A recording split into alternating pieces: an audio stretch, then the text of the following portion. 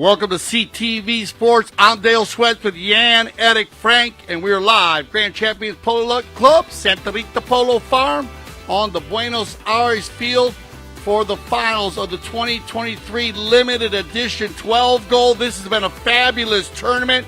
We have our two mount officials, Roddy Matthews and Esteban Ferrari. Our third man, Steve Lane. Two umpires are mounted in the middle of the field with our two teams. So let's go to a very special player introduction, and Jan, Eric, Frank. Thank you very much, and a very good morning also from me. A lovely day here at Santa Rita Polo Farm. Just waiting for one more player, I believe, to come out onto the field. Oriflamme already in situ for, as Dale was just saying, the official player presentation. Very much looking forward to this, my first final of the 2023 season. And, of course, the 2023 season also bringing with us the 5th edition of the World Polo League. We had our first game yesterday. We'll come back to more of those games a little bit later on as we now wait for the last player from Windswept to make his way out onto the field. I can already tell you our two mounted officials in the middle of the field there in the stripy shirts. We have a young man from England, Roddy Matthews, and we have a young man from Argentina, Esteban Ferrari. And with that said, now all four players are ready. Gentlemen, I hope you're listening to me. So let's start from left to right. And I'd like you to please welcome at number 1, playing off 0 goals, Mr. Harrison Reicher. And then we go into the Merloses, and at number 2, playing off 1 goals, Rufino Merlos. There he is, coming in at number 2. And at number 3, playing off 7 goals, highest handicap player in this final, Ticho Merlos. And coming in for Santos Merlos today, we have Baldo Palmoneke, playing at number 4, matching his handicap. And now over to half an English team, Oriflamme. Great to have them here at Grand Champion Santa Rita. At number 1, the 5 goal, that is Mr. Jason Crowder. At number 2, Frankie Bilbao, playing off 4 goals. A big special welcome to the man from England, Mr. Ben Shepherd. Good morning to you, Mr. Ben Shepherd. And, of course, the second of our two Jasons, Mr. Jason Warren, coming in at number 4, playing off 3 goals. As I said, our two mounted umpires from England, Roddy Matthews; from Argentina, Esteban Ferrari; and our wonderful 6'2" third man, Mr. Steve Lane. So, and great to see so many people here this morning on this wonderful field, as always. Good morning, Tracy, another one of our officials. Good morning, Steph, our centre cam, of course, here as well. We've been here for a good hour, just making sure that everything is ready for this final. Yeah, it's going to be a good one here, and it's, great to see, as you said, you mentioned, Jan, the Oriflamme team from the United Kingdom, Ben Shepherd, and playing here, Frankie Bilbao, he's filling in for Nick Johnson. Shout out to Nick, Jason Crowder, Jason Warren. This is their debut here, and this is awesome at the Grand Champion Polo Club, and they actually play a lot of polo in the UK, and they won the 9-team 2021 West Sussex Cup at Calgary Park Polo Club, amongst other tournaments in the UK. Yeah, you know what, Dale, if you've played at Calgary, that's for every polo player, one of the bucket list things you want to play there. But now let's go straight into the action. Ball was thrown in over on the far side. The first 3 chuckers, the ball will be thrown in on the far side. Then, of course, after the half-time break, we'll be coming a little bit closer. You'll see all the action. First shot on goal, and Oriflamme will take this one up and try and run with it. A little breakaway here. Here we go. Let's see how Windswept can react. A nice little run over the halfway line. Oriflamme's got to be careful. Reicher coming in for the challenge. He slightly topped that ball, the man with the number 2, Frankie Bilbao. Looked like he had everything under control. And now maybe from the second row, the finishing touch, but it's going to be left for Merlos. Turns it around with maybe a couple of yards to go before that ball would have gone in. So a nice first open run. Oh, cheeky steal from Crowder. Crowder turns around. Can he get another piece of it? Well, he's appealing to the umpire. And I do believe we have our first whistle. Yeah, great play here by Jason Crowder. This is a hustle play. We call him the spaceman, and that's why, because he comes out from outer space and makes plays like this. Here he actually steals the ball away from it looked like Ticho Merlos, and Ticho had 7 goals, former 10-goal player. This guy is a very special player, but he snuck the ball away from him. But then the ability to spin that four-legged athlete around the big chestnut and get back on the right-of-way. Lesser angle going to Jason. He picks up the open goal here. So a great start by the Oriflamme team, and it looks like it's going to be Jason to do the honors.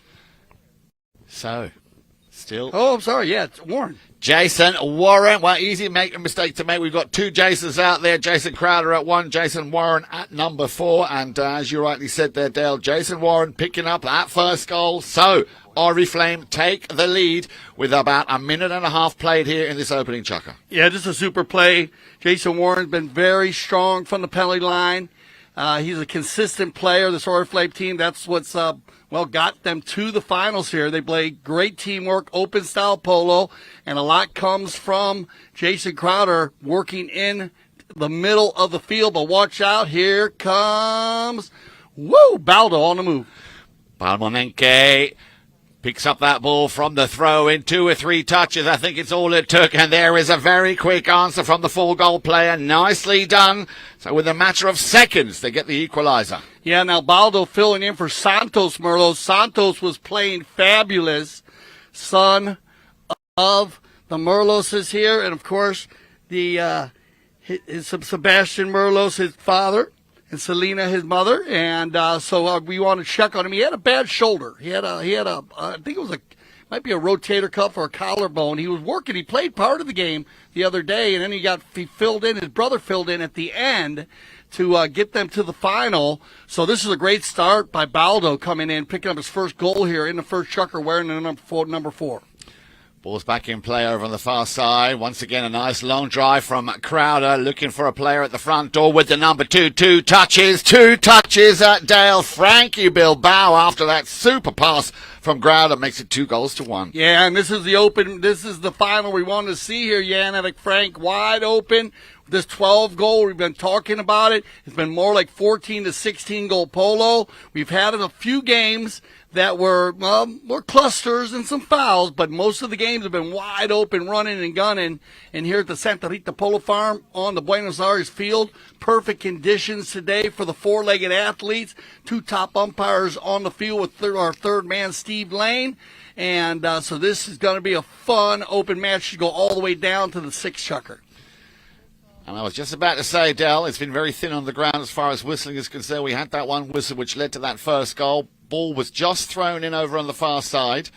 And the umpires, they're clearly not happy. So a second whistle of the game.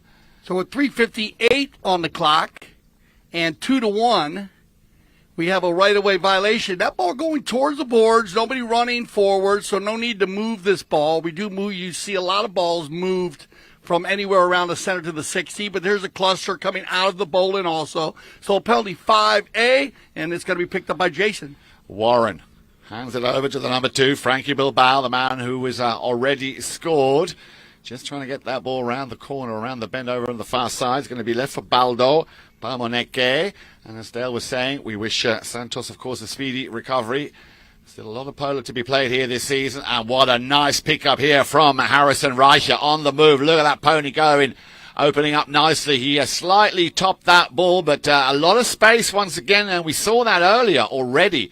Harrison Reicher with a lot of space to work with. Crowder now trying to send it back. Gets a hook from Merlos. Once again, coming in from the second row with the number 4, Jason Warren. And whistle number 3. Yeah, this is just good communication by the Oriflamme team. 3:09 on the clock. It started with Jason Warren with the back shot. Crowder picked it up, and Warren with the hustle play comes back, picks up the pass, and then Jason rotates around behind him. So a clean hook and back shot by Ticho Merlos, but fouling the second man as Jason, he regains a lot of yardage there to get within those 2 horse lengths, and that is a huge hustle play. Crowder now in his first chukker with 2 superior action, just working so hard to get to places, to put him in perfect position, and he's going to pick up another foul here to help his team in the first chukker. That's good polo here, man. This is hustle polo. This is very good polo, Dale. You said it yourself. Players using that opportunity. We're around about halfway through the first chukker, 3:09 on the clock. And as they were going towards the pony lines, an opportune moment to get themselves a fresh set of legs. The umpires dropped the ball on the penalty 4 spot. Just waiting for one or two more players to come back out. But you can really feel, I think I can at least, Dale, agree with me or disagree with me if you will, but Oriflamme seem to be wanting it a lot earlier, a lot more. No, they're using it well. Remember, they go open the game up. They're playing their running gunning game. And they have the courtesy change in place. So we talk a lot about the courtesy change, why it's in place, the Triple Crown of Polo. The Triple Crown of horse racing, one of the reasons, the Preakness, Kentucky Derby to Belmont. The Belmont being the longest one at 1.5 miles is only 2 minutes and 24 seconds, set by Secretariat. And look at this, they do the courtesy change at about 3:50, almost 4 minutes. And there is the drive, and I have to correct myself, it wasn't a 4, penalty 3, and no mistake. Frankie Bilbao picking up his second goal of the match. And as you said, Dale, puts, after that clever play by Jason Crowder, his team back in the lead now with a 2-goal cushion, 3-1. I'll give a big shout-out to the Crowder family. Steve Crowder was a big coach of mine and mentor. Valerie, of course, Jason's mom, and his sister Whitney. Big shout-out to the Crowder family. I'm sure they're tuning in today. Miss you guys, love you guys. Jason doing a great job. It's great seeing him here in the finals of the 2023 limited edition 12 goal. 2:30 on the clock. Ball is back in play. And I've got to say, I'm liking the way this young Harrison Reicher is showing what he wants to achieve today, of course. I'm just looking over to my left-hand side, Dale. Beautiful trophy, which they'll be presenting a little bit later on. But now let's go back to the action. And once again, on the move, windswept.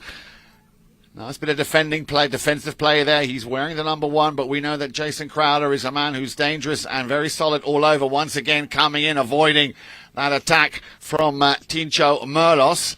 And that ball will just go over the sideboard, so we'll have our first change of possession.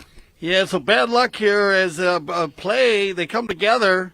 I think it was a Roofinator actually that came in. His father, they look so close, Jan, that father-son combination, Tincho and Roofy. But it goes out of bounds here, and I think it might have to be a one hit here, I believe. It was inside the 60. So one shot, either a pass or a shot on goal. That ball's going to go inside and taken out by Frankie. And just before that ball went over the back line, we had a whistle. Tincho following that pass that he put into that danger zone very, very closely. Two umpires just having a little chat amongst themselves. So remember there, Jan, when the ball does go out of bounds on a change of possession inside the 60-yard line, they bring it back to the 60-yard line, and then it's only one shot or pass. If the ball goes out of bounds before the 60-yard line, then a player is allowed to dribble that ball from the start. Hence, Tincho making a quick turn and hitting that ball down inside, putting it down in the hole down there, in the red zone, as we call it, to see if they can get something done. And I believe they picked up a penalty, too, here. We'll check with our Mount officials and our third man, as there was a cluster of players down there. It looked like Frankie came from left to right to clean it up, but he must have had a right-of-way violation. And open goal penalty 2 from the spot. And this should be an easy one for Tincho Merlos. Indeed it is. Just a little stroke there from Tincho, and that is also goal number 1 for the 7-goal player coming back. Just 1 goal in it now with a little over a minute left to play. Still in the lead, Oriflamme, by 3-2. Yeah, very smart play here by Tincho Merlos, former 10-goal player, as we said. He'll command the team. His son has been playing amazing. We'll talk a lot about Rufino as we talk as the youngest gentleman, actually a little human to be on Chucker TV and CTV Sports as a co-commentator, and he is a great co-commentator. He has been playing fabulous polo on 1 goal. Ball's back in play. Crowder decides to leave that one. Hands it over to Warren. Back to Crowder. Nice combination once again here from Oriflamme. Crowder immediately has a little bit of traffic. Warren's right behind him. Crowder, he's found a little gap still. Crowder, we're about to have the first horn. Crowder, oh, he gets a hard bump and a ride off there from Merlos. Now, was that a little bit too aggressive? Yeah, we get a whistle right down in front there, and that was inside the warning horn. So that'll take us to our second chucker, so we'll let our 2 Mount officials talk this one out, and if they need an opportunity to talk to the third man, they will. And once again, thank you for joining us here on CTV Sports and the 2023 Limited Edition 12 Goal. We'll be right back after this commercial break.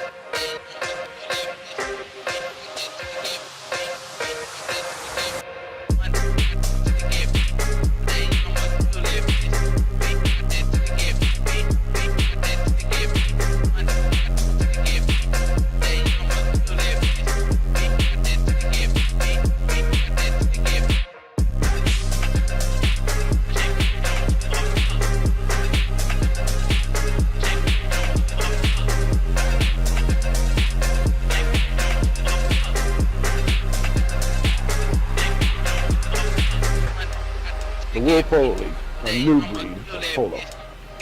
Welcome back, everybody, to CTV Sport. Dale Schwetz and Jan Edik Frank. We're in our second chucker play here. Jan, you want to go through the players quickly just for some of our patrons that maybe tuned in a little late? Absolutely, with pleasure. Oriflamme in the dark shirts here, led by Jason Crowder at number 1. Number 2, Frankie Bilbao playing on 4 goals. At number 3, our dear friend from England, Ben Shepherd. And at number 4, Jason Warren. Frankie Bilbao having already scored twice in that first chucker. For Windswept, that is the team in the Bordeaux red, I'm going to call it, shirts, led by Harrison Reicher at number 1. He's had some great runs in that first chucker. Then we have the Rufinator, Rufino Merlos at number 2, coming in off 1 goal. Tincho Merlos, former 10-goaler, now, of course, playing off 7, also already on the score sheet. And in for the injured Santos Merlos, Baldo Palmoneke, having also scored.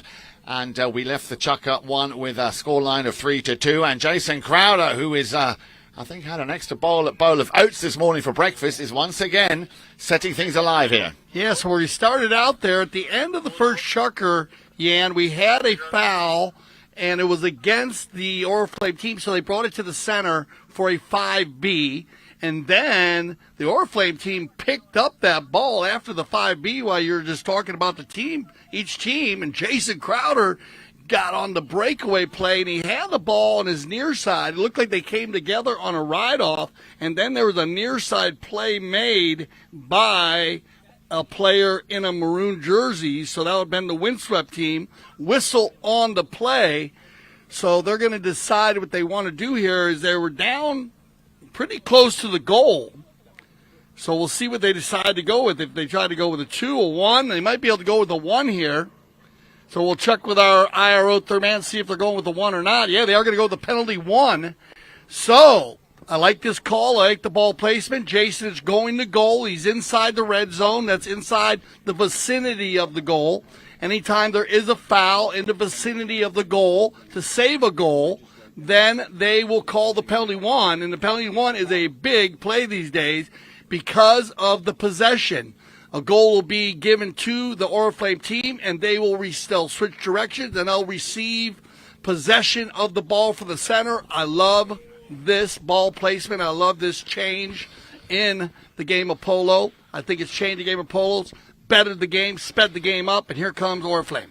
With Jason Warren from the halfway line. So, excuse me, that advantage, of course, with the penalty 1, you get quite a bit of room as well. A hit in from the halfway line. So, Windswept need to keep a lid on this because Oriflamme and the entire team led by here, especially Jason Crowder, Really setting this game on fire, working exceptionally hard. Once again, over the halfway line, the two Jasons trying to work well, and they are working well together. Frankie Bilbao coming in to pick up that loose ball, but by doing so, caused Yeah, that's just a great read here by Baldo Palameke. He's going to come around, and the ball's coming the opposite direction here. They're going to talk ball placement here as Frankie was actually coming around to take that ball back and on a defensive play and then turn it to offense. So I think you might see this ball drop right here at the center of the spot.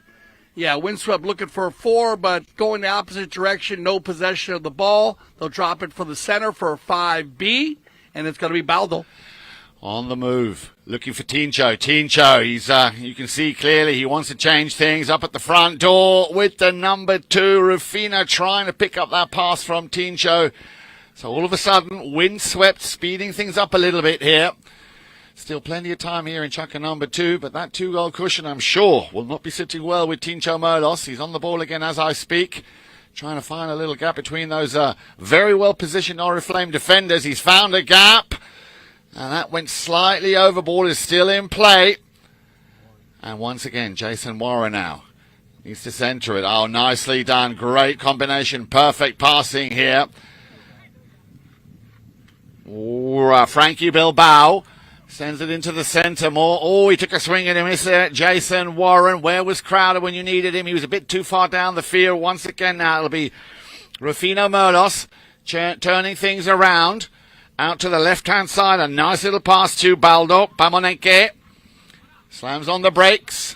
Tincho's right behind him. Gets taken out of business by Crowder. There comes the hammer. Near side backhand. Can he turn quick enough? Frankie Bilbao was on that play, but Tincho just turned that slight second quicker. Tincho around the outside. Remember, former 10-goal player. Tincho Merlos. Surely from there, he'll put that one away without any further problems, and he does. Yeah, great team. This is great teamwork. As a little skip of the ball there, Tincho overrides, but his son, Rufinator, he turned it up nicely, leaves it perfectly for his father. His father, Tincho, finds Baldo on the boards. Jason comes in, makes a defensive play, but Tincho already waiting for that play. Loose ball play. Tincho picks it up, gets the jump on Frankie Bilbao, and just takes it from the center of the field. And when he gets going, as he said, he is deadly running the goal. And that's going to be Tincho's second goal of the day, one from the penalty line, one from the field. So we have a great match going on here, going back and forth. And we should have 4-4. I guess we're stuck here. We'll make sure. Okay, they're going to go and redo that, so we'll set that up.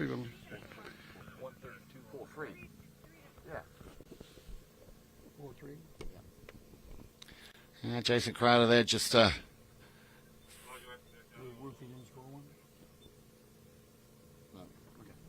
on a 4-3, as Tracy get that all lined up, it's just a little glitch. And so we'll get that line back up. But last year, the winners, well, actually, we had 4 teams play this year in the tournament, and Grand Champion Polo Club, they were one of the 4 teams with Artemio Figueres, Martin Munoz, Nacho Figueres, and Juan Bellini. And then also Dundas played with Sarah Siegel Magnus, Mia Cambiaso, Geronimo Obregon, and Roberto Zeta. And that was the first, that was a lot of fun watching the ladies play. And they got just edged out, Dundas. So, and then your final came here with Oriflamme and Windswept. Last year's winners were Dundas, and it was a pretty, the team was very similar to this year's team, except Cable Magnus, Sarah's son, played on the team with Juan Cruz Merlos, Kaku, and Geronimo Obregon, and Roberto Zeta. And they defeated Meyer Ranch and Kenny Meyer. A big shout out to Kenny Meyer and Matt Capola, Juan Monteverde, and Brendan Stenzel. It was a 12-9 in a hard-fought final. And Roberto Zeta was the most valuable player. So congratulations to him last year. They were going for back-to-back games. They just got edged out. And in a very, very competitive 12-goal. And last year, we talked a lot about it. Yan Steve and I, it was so amazing this league. Yan, I love the 12 goal based on, you get guys like Tincho that were former 8, 10, 9, 10 goal players playing, and then you get these young guys like his son, Rufino, coming up. And so it just adds so much to the game as you got young players coming up, older players, who's taking control. You got a lot of 4 and 5 goal players that are trying to get the 6 and 7 goals. This is their opportunity to command the field.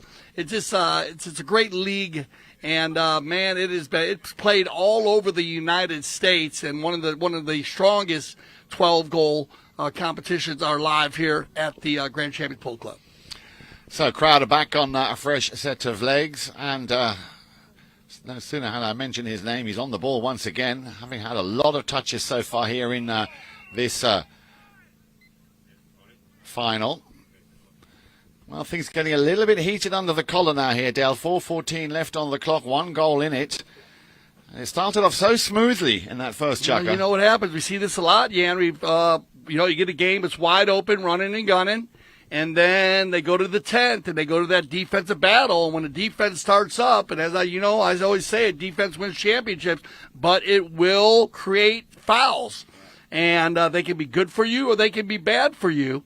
And in this situation, it's going to be another. We've had a few in this chucker. Like I said, that first chucker was just wide open, running up and down the field, and some right-of-way violations. Most of them were right-of-way violations. We had one that was a little dangerous use of the mallet, but otherwise everything's been a right-of-way violation, which is called 80% of the time on the field.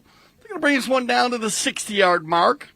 And this will be the first penalty of the day for the Oriflamme team. They've made a 2 and a 3. They made a 2 with Jason Warren and Frankie. Bilbao made a 3, and then now they're going to pass the stick.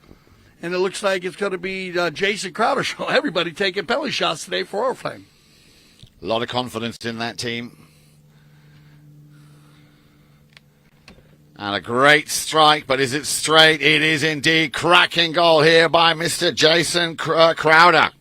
Yeah, I got to tell you, back in the day when I had the opportunity to play in the FIP and captain the team in Melbourne, Australia, Jason's father was our coach, Steve Crowder, and I had to take all the penalties that season. And Yan, I hit 50 to 100 balls a night with that guy. So I know Jason Crowder knows how to go out and practice and hit penalty shots because his father was the master at it, Steve Crowder, and he has been very solid through this whole tournament.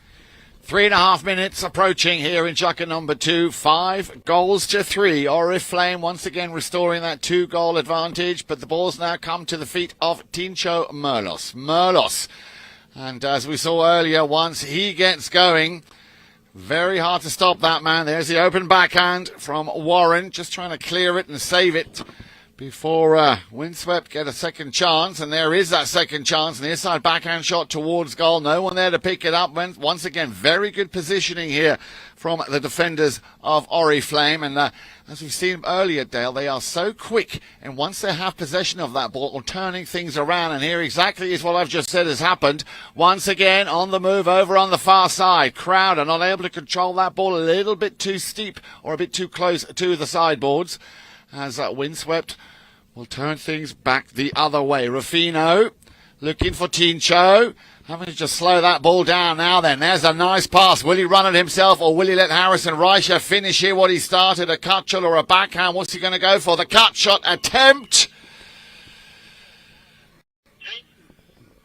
Yeah, and this looks like here's it coming from left to right there in front of the pack. And like as we said, this is a young player here. Harrison on an A-rated. And needs to check his shoulder there a little bit. You can make that. A lot of players want to run that turn there instead of hitting that cut shot, but you got to make sure you don't have a pack coming from behind you. He actually was way out in front there. The problem was Rufino. He was actually on the opposite side of Frankie, so he couldn't push him away from the play, and that gave the advantage to the Oriflamme team. And we'll see what they end up calling here, but it looks like it's going to be a 5A in favor for Oriflamme on the right-of-way violation. 2:27 on the clock here in our second chucker. 5-3 in favor of the Oriflamme team.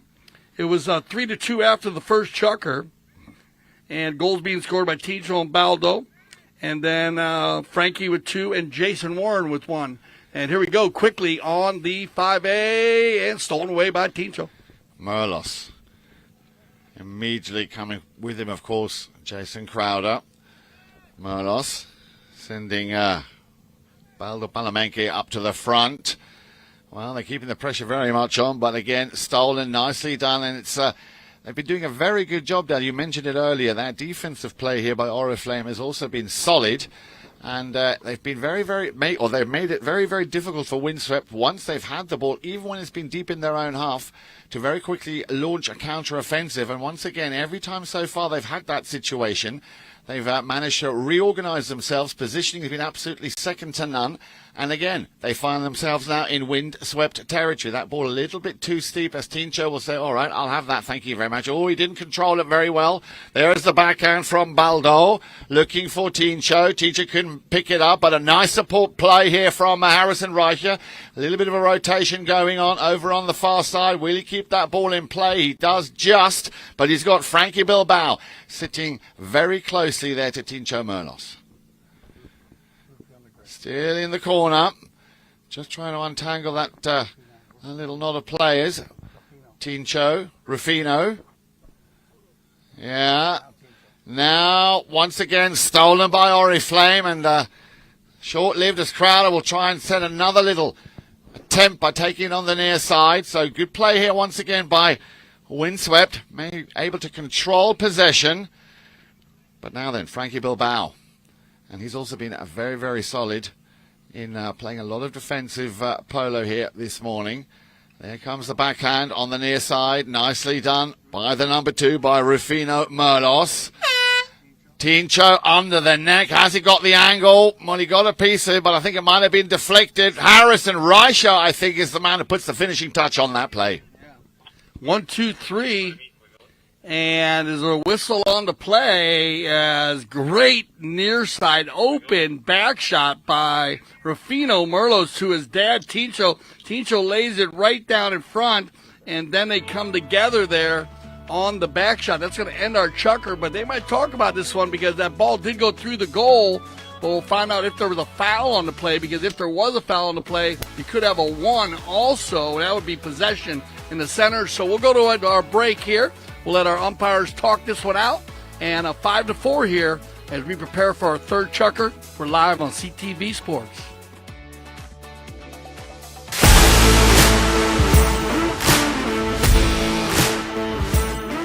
We're here at the Santa Rita Polo Farm, where the PTF Polo ASSN Junior Tournament is being held for the first time ever at this location. And I mean, could you get a more beautiful venue? Probably not.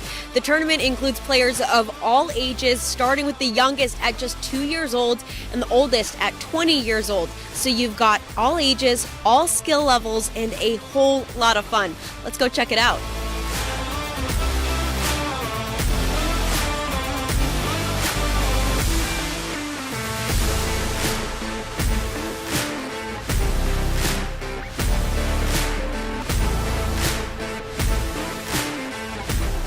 It reminds me of my days when I was in that position playing the kids tournament, and for us it meant the world. So I'm very happy to be here supporting my son and other kids as well, because I think they really enjoy this, and for them it's even more important than for us probably playing the 26 or the 22.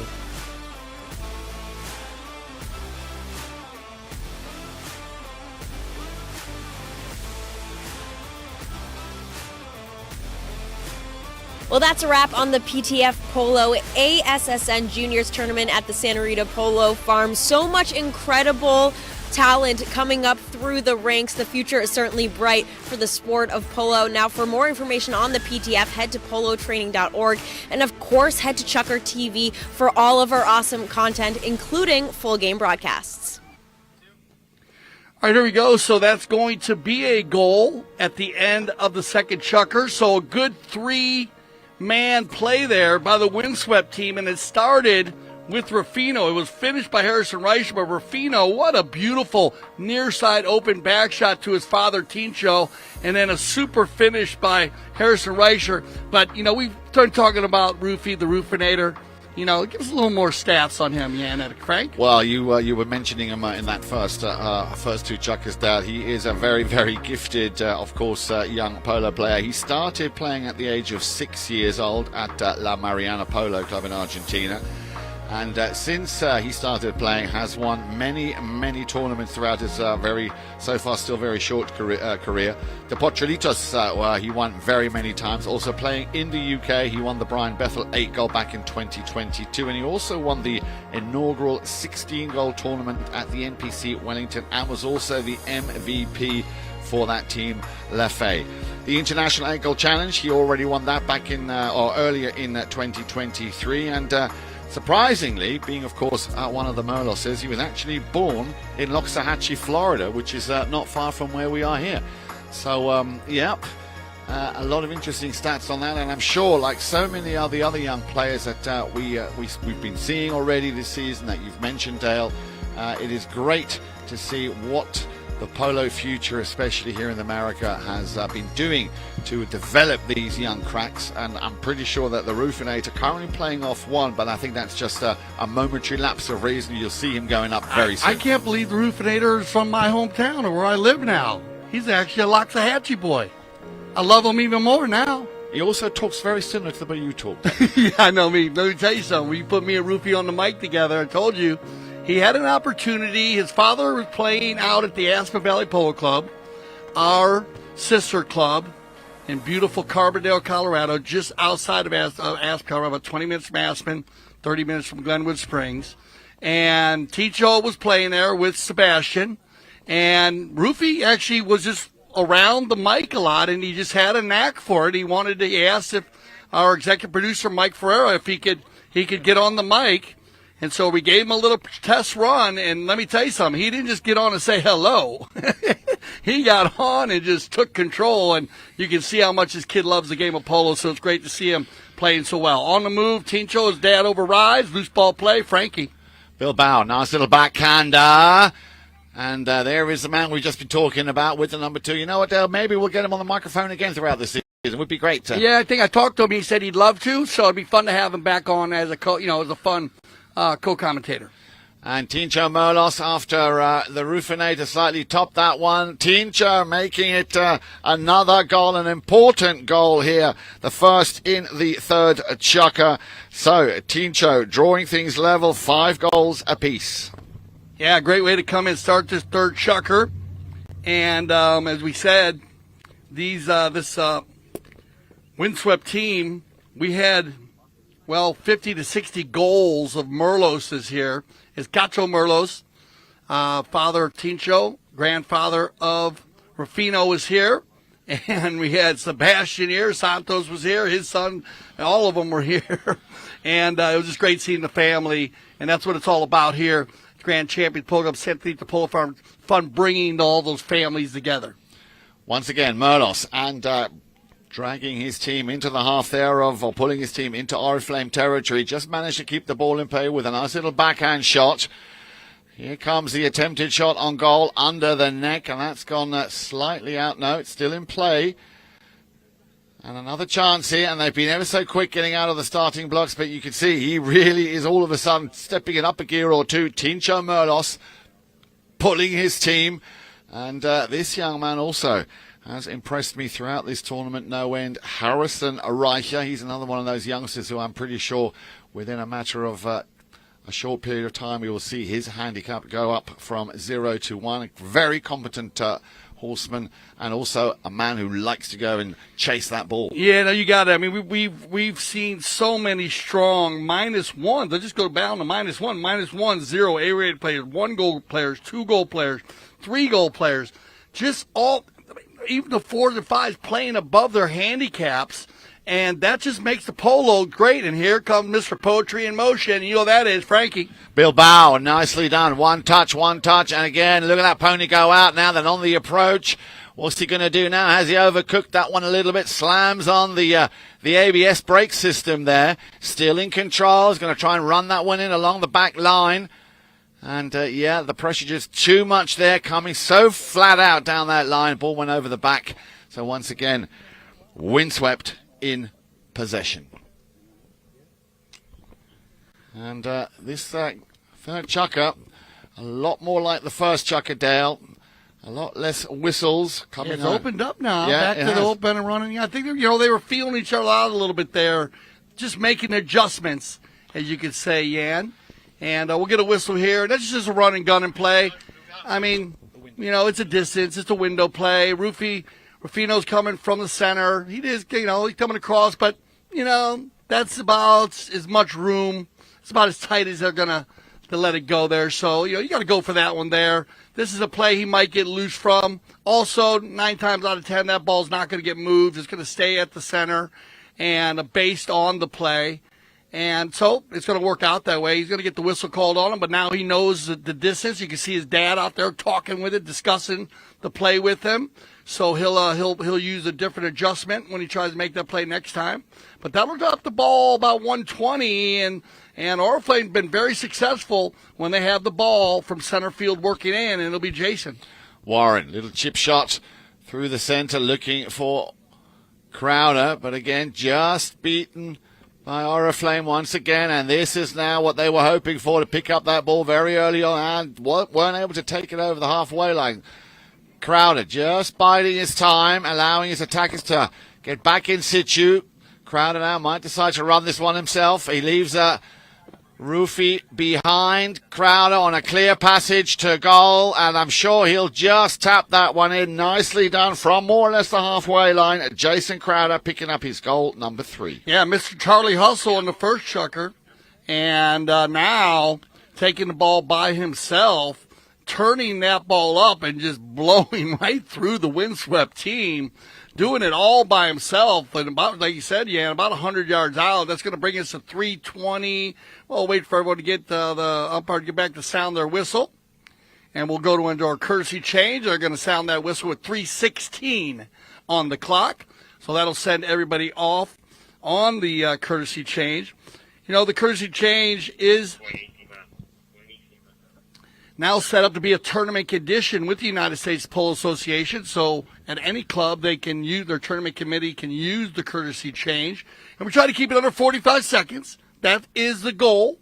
And, man, we have seen so many things develop because of the courtesy change, Jan. We've talked a lot about it. Steve Lane and I have broke this down many times. It's not just safety of the four-legged horses, but also we've seen less fouls in the games. Also, you need to start putting it into your game plan, because you could actually play horses now 2 or 3 times, 4 times, knowing that you're mixing them up, and you are going to be able to rest. And, of course, you can use the NASCAR change, as we call it, and still change onto another horse after the courtesy change or before.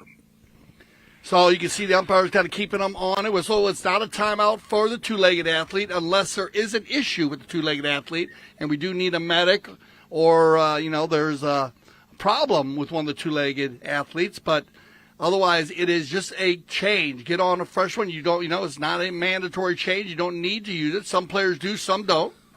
And, it's great to see how teams have been using it to help. And you get into a chukker where you're down by 3 goals, it's awesome because you can really jump on a couple of your good ones, try to get it back, and then you can bring that good horse back in the end of the game. So it's been a fascinating development in the game of polo. Some people did not applaud it early, but I think everybody's on board now across the world.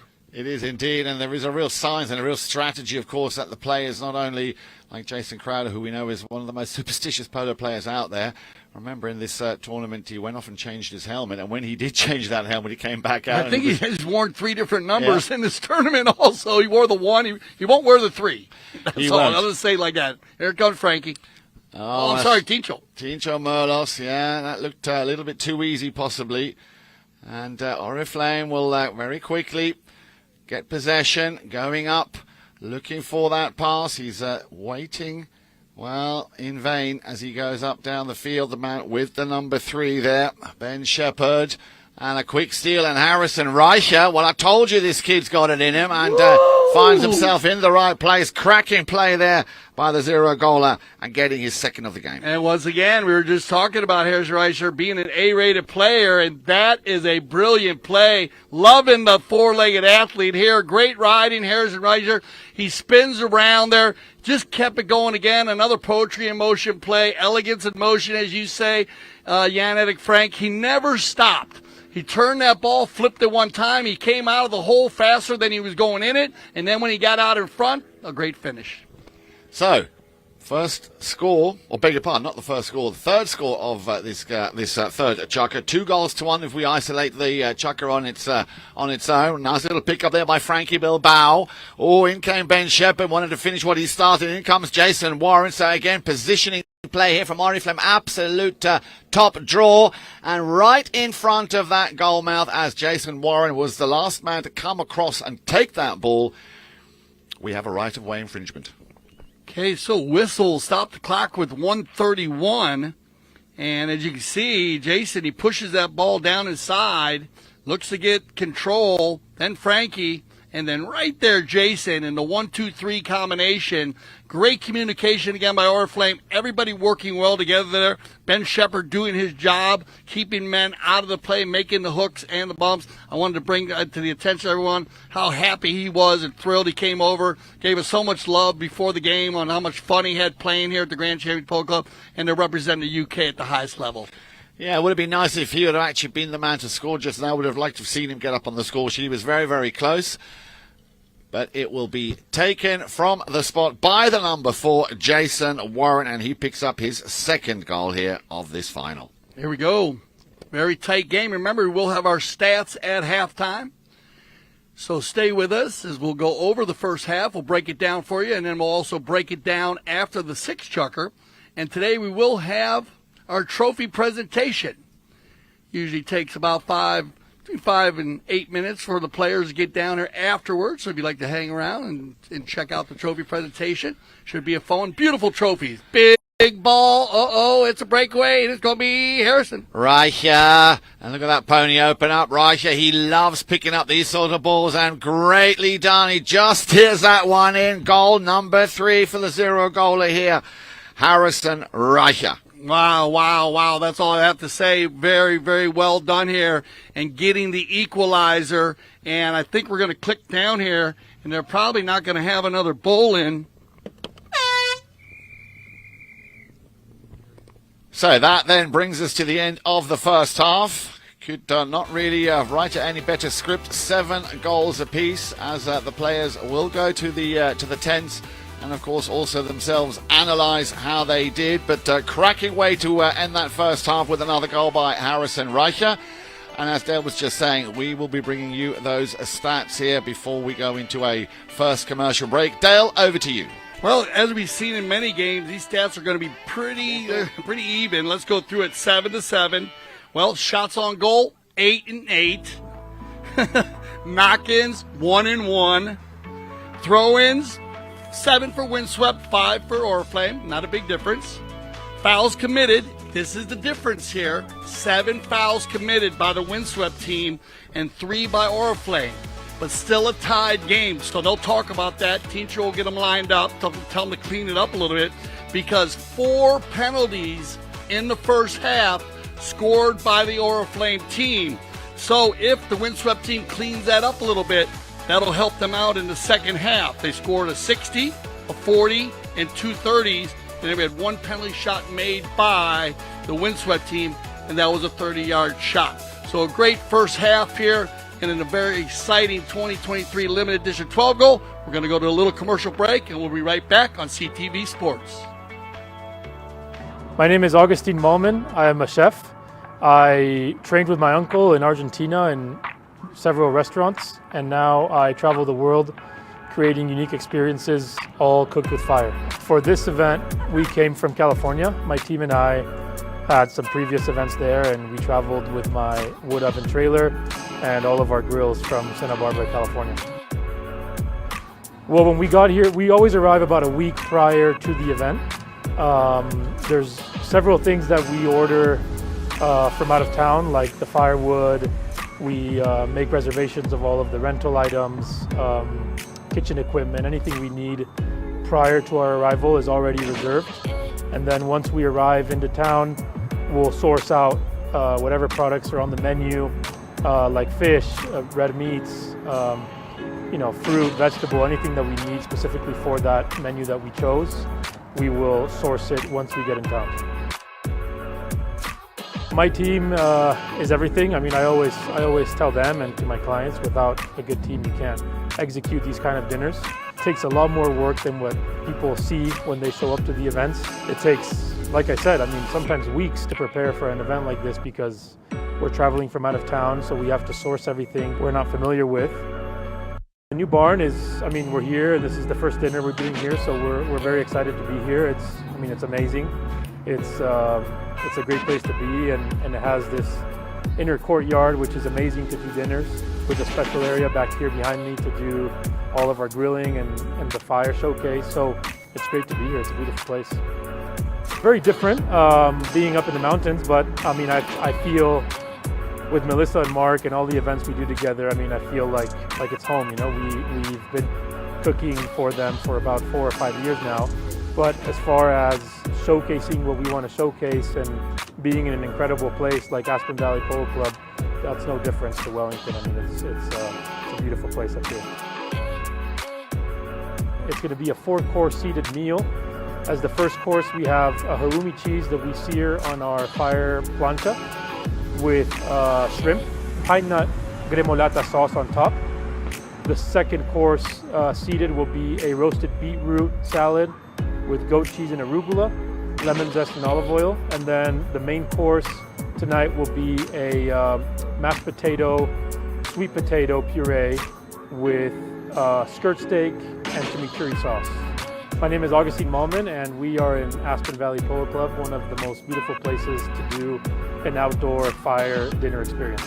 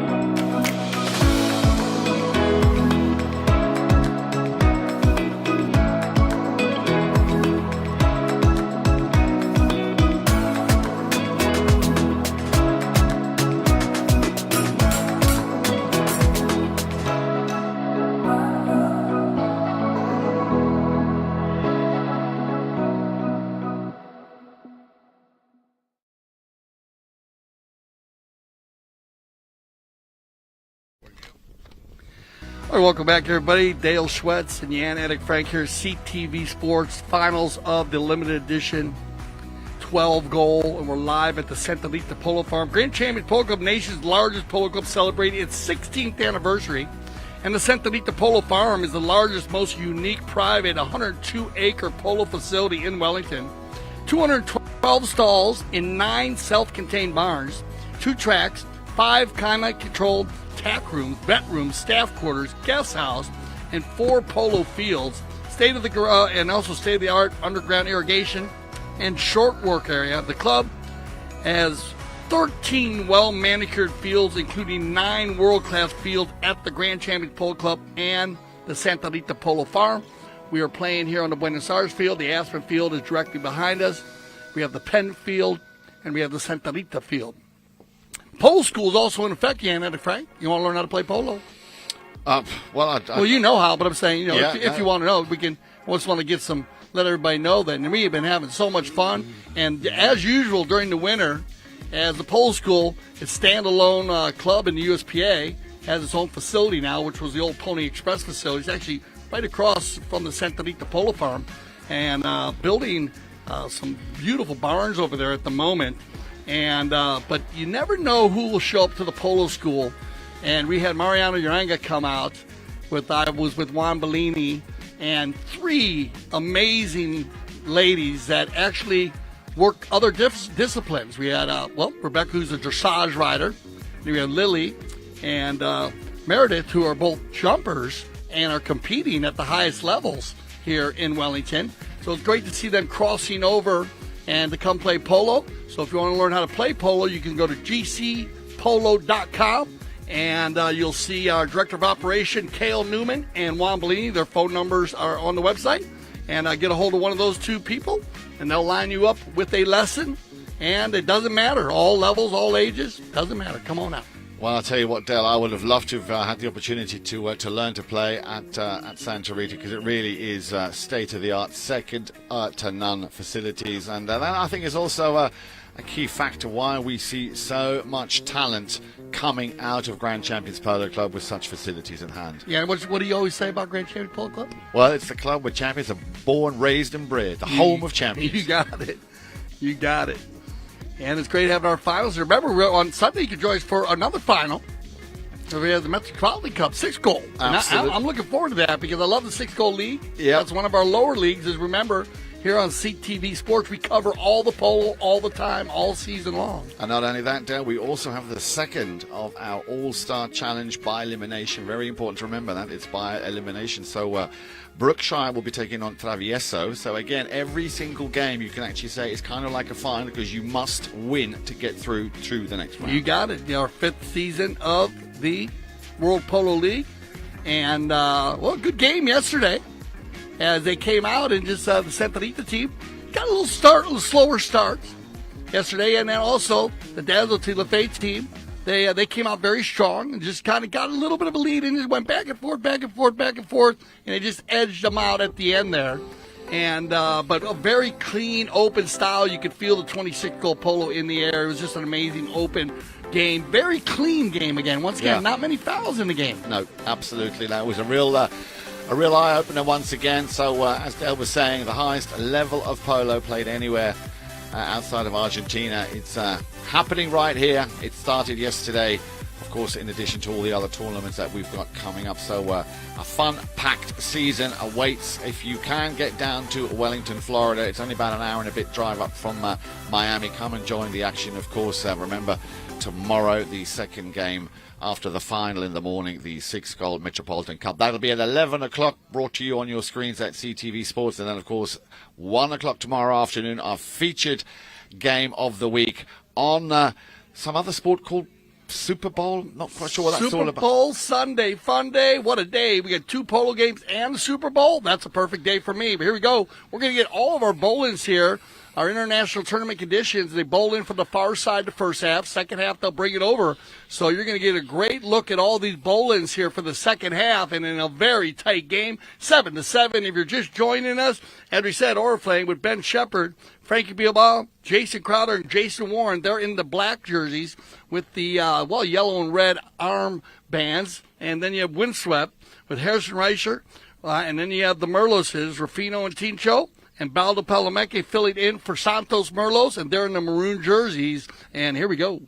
Yeah, and they're just circling around that goal mouth there, but Frankie Bilbao got a little bit short there to try and put that one through. Crowder coming in for a helping hand. So, again, Windswept dodging a bullet here. They now have possession, but they're fighting for repossession, and he's done very well here with the number 2, the 4-goaler, Bilbao. And, we said it earlier in the first chuck, he's gone only and changed his helmet, and that is now Jason Crowder with that blue, I think, helmet and the band going around it.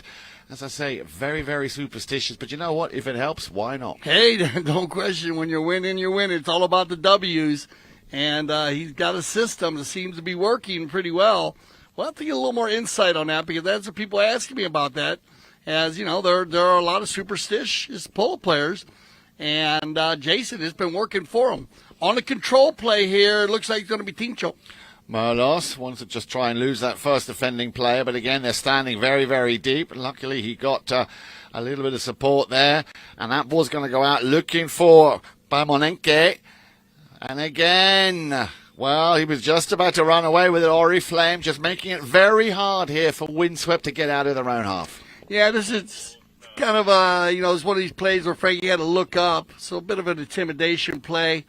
The player was trying to clear out of the way as Ticho saw him coming, but it does happen sometimes when a player, we will have a timeout for a tack time, so we'll make sure Baldo making to give him an opportunity to change his four-legged athlete, as you can fix your tack on the field or change it out. They're going to go ahead and do that.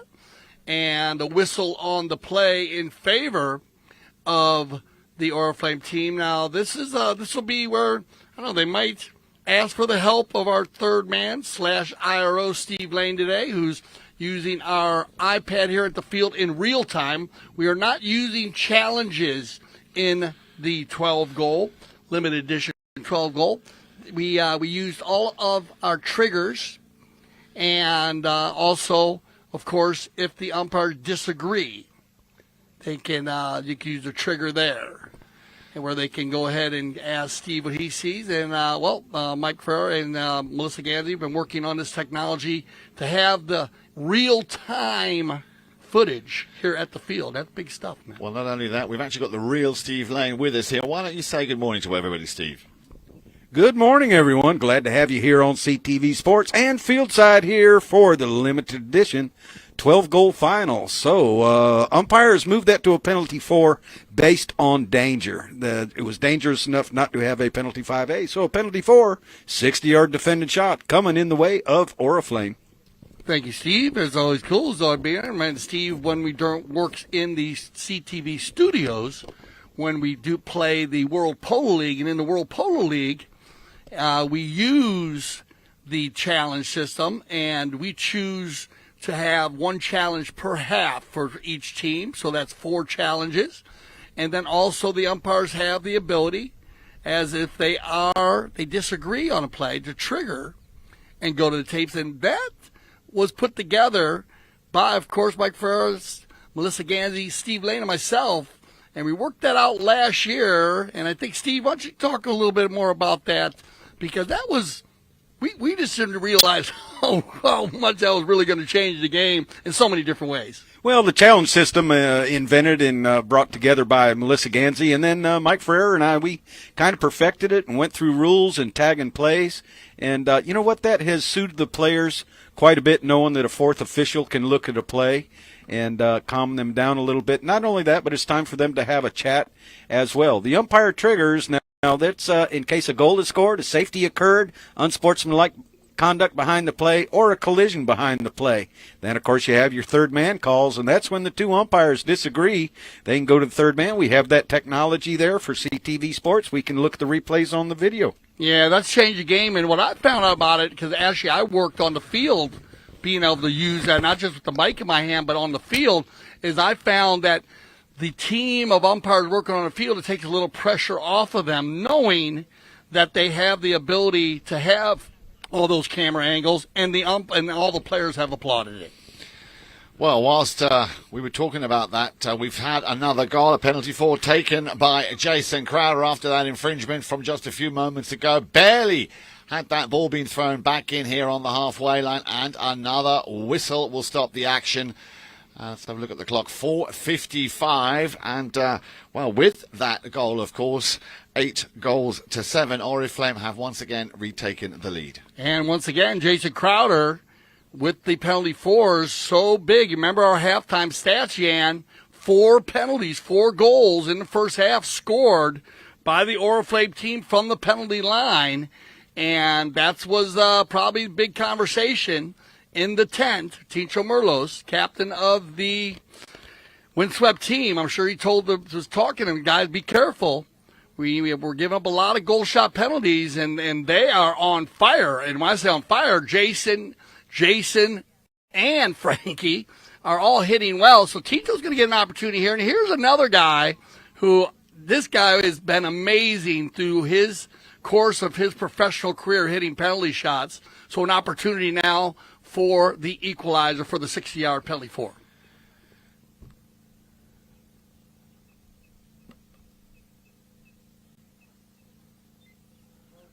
That is not what we're used to seeing from Tincho Merlos. Did not really get underneath that ball he would have liked. So once again, Oriflamme this time dodging an important bullet. Crowder trying to get that ball over the halfway line. Ball is still just in play.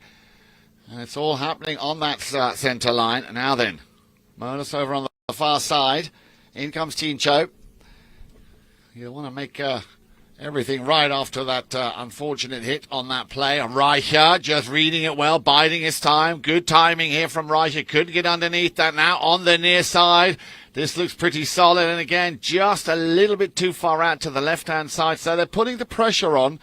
And we know how they can put that pressure on when they need to. Yeah, they had a good, nice run going there. But you know what I'm noticing here coming in the second half? We've seen this since this Oriflamme team, they're playing at a very fast pace, Jan. They're keeping the ball moving, and this works well for them. And remember, we've watched this Windswept team play both styles, play the open style, but they are also a possession team. They will play that 3-4-man rotation where they keep the ball within a 20-yard area, and now it's going to be controlled by Ruffino. And he just slows things down a little bit. Still Ruffino. In comes a challenge from Crowder.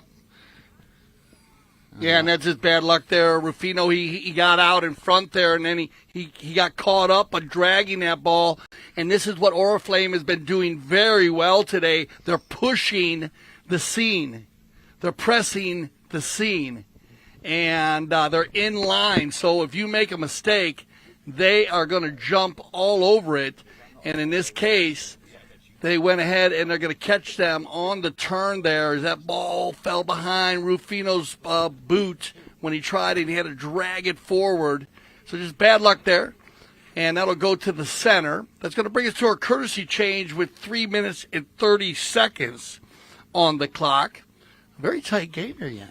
Very tight game indeed. And you know what, Dill? I think this is one of those finals that will go all the way to the wire.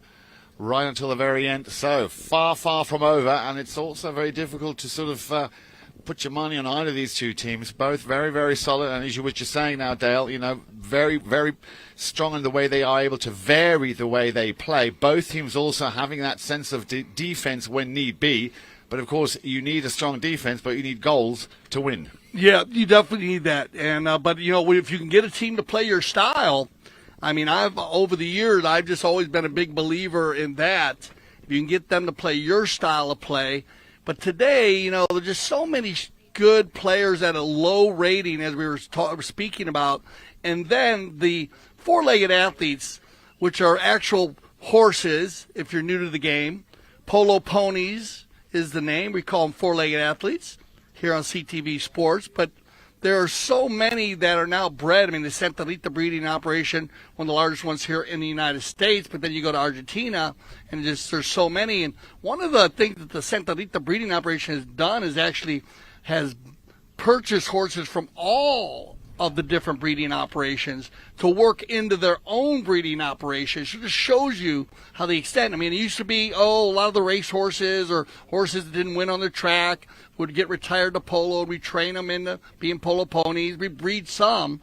But now I would probably say 80 or 90% of the horses on the polo field are bred for polo. Yep. So these horses are babies. They're learning to play polo. They imprint the ponies now. They break the ponies different. You know, like the cowboy whispers, like Buck Brannaman and the boys, changed the world on the way that we take care of these four-legged athletes, and it changed the game. So let's go then. 3:29 on the clock as that ball is tapped into play by Mr. Jason Warren. He immediately has Ruffino Merlos coming in to challenge him. Leaves him behind. Warren, will he run this one himself? Looks like he lost that one. Crowder there will try and finish it, and once again coming right in front of that attempted shot from Crowder.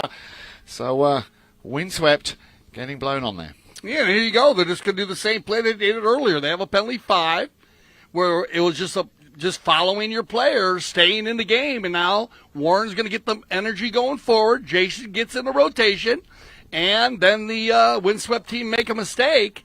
And every time that they make a mistake, there is a Oriflamme player within 2 yards, 2 to 3 yards, and we're talking 2 horse lengths, and they'll get the whistle.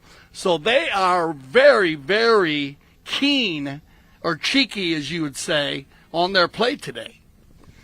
They certainly are, and I'm sure they won't mind how they score as long as they get another chance with a shot on goal. And it looks like once again, well, I was going to say it's going to be Mr. Crowder, but it's going to be Mr. Frankie Bilbao.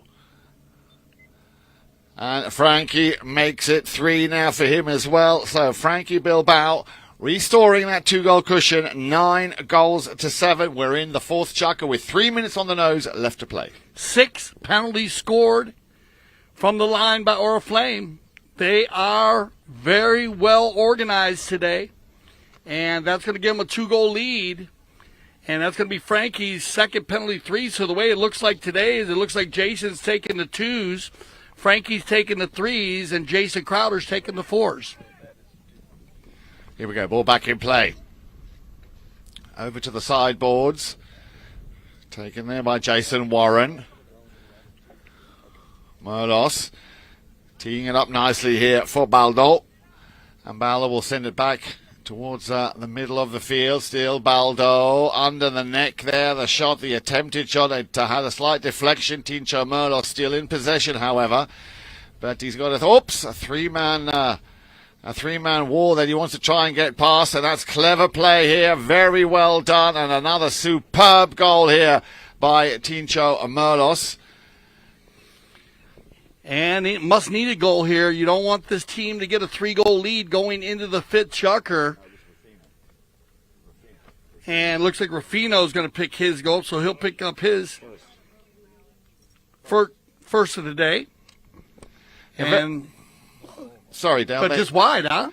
Oh, Wow. it was wide. Yeah, just wide, so we'll take that one back. And it went just wide. And then we will get a whistle on the play.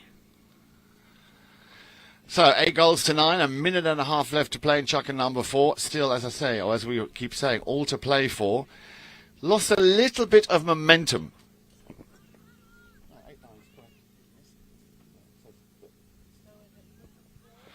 Score now is 9 goals to 7, I believe. Yeah, should we take that one back? I think if we can, we'll see if we can get that one back, guys. It will be 9-7 in the studios there, but that ball did go wide. So we'll get that ready. And with 1:31 left here in the 4th chukker, 9-7, 9 for the Oriflamme team, 7 for Windswept.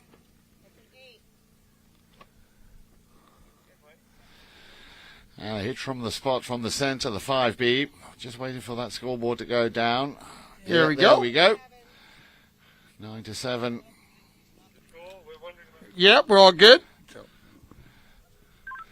Yeah, did you check it out? Is that ball? We thought that ball did go in, so we just want to get the score correct here for everybody. 9-7. Good communication by our mounted officials. And our third man IRO, and of course our timekeeper, scorekeeper, Tracy, always on the call. Ooh, so they're going to get out of here. Is he going to get out in time, or are you going to get a late whistle on this play?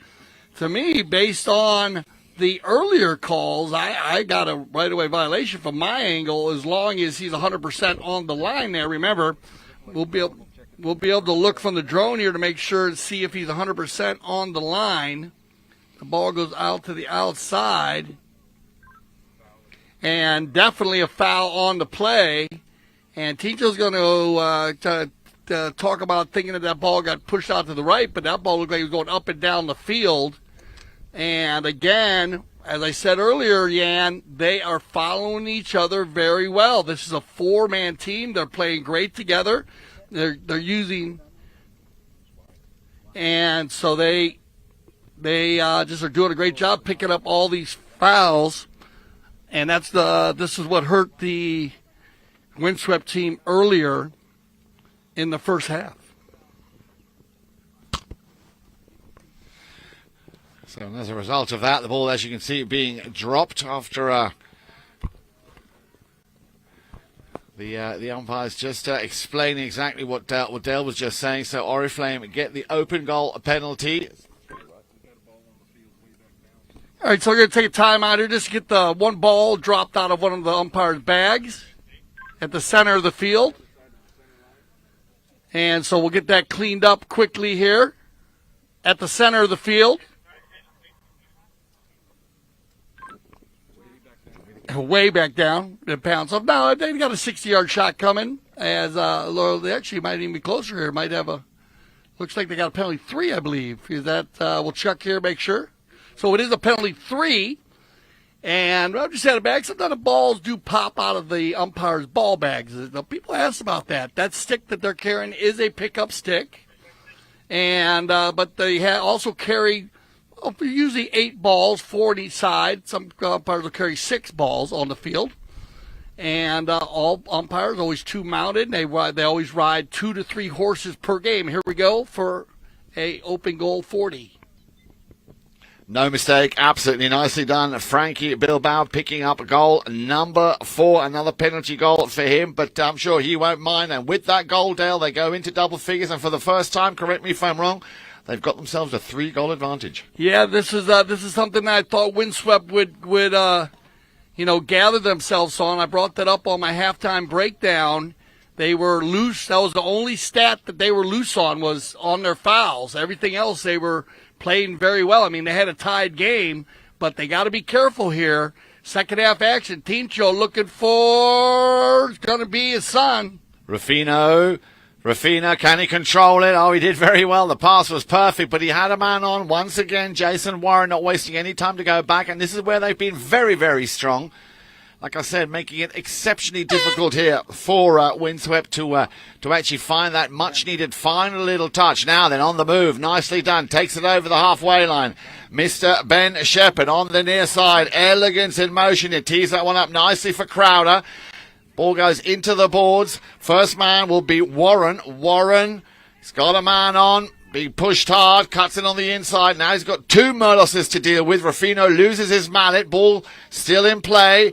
Teen Show coming round the outside, and that will be all they played for in Chucker number 4. So 3-0, Dale, for Oriflamme here in Chucker number 4. Yeah, what a battle right inside there. And then Selena, Rufino's mom's going to go and grab his mouth there and help him out there, but just bad luck. But well done by the Merloses there to attack the Oriflamme team. This has shut them down because of a superior run by Ben Shepherd, picking the ball up on the offside, then 3 times on the near side. You called it elegance in motion. That's great. Now when you add him pulling the team, this is just a great way to end a Chucker. So 3-goal lead, and man, this one is heating up. We'll be back for our 5th Chucker play here on CTV Sports. There's something about when you get up early, prep the plane, and you take off, and you get that first light of day. And the air is crystal smooth. You can see forever. You have to have the right aircraft for the right flight with the right crew up front. Only NetJets can do this. The flight dissolves into the background. It should just be the here and now.